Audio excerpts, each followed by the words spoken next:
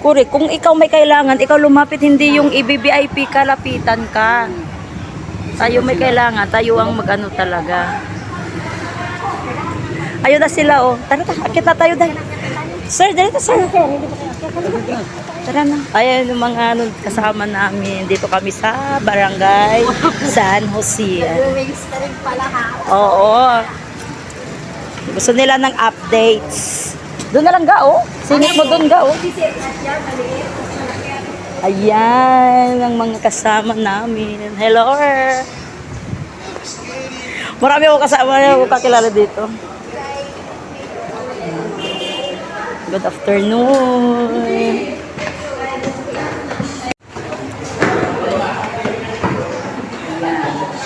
Ayan po, kasama po namin si Sir Quintana.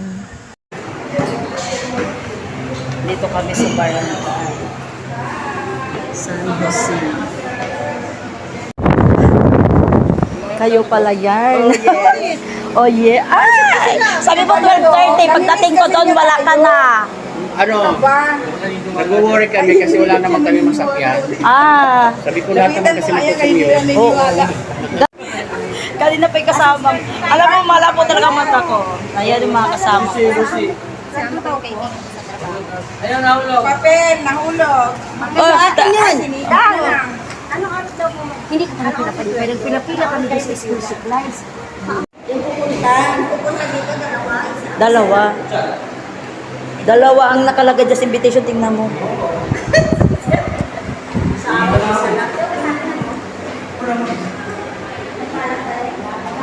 O, dito tayo. At least. Makakahabol pa tayo. Kaya at nga kita doon, kasi hindi kita maano. Pangalan niya. Hello po.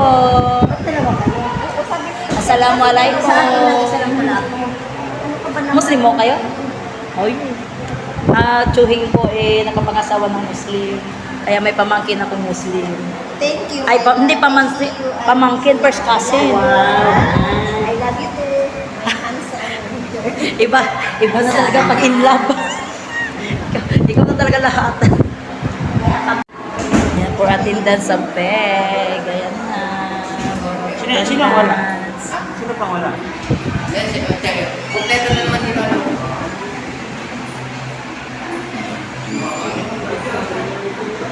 Which one? Ayan o, yan silent please. Ano nakalagay dyan? Okay, saan na ito? Yan dyan siguro. Papasok na daw. Pasok. Okay. Come in. Dyan nga sa door na yan.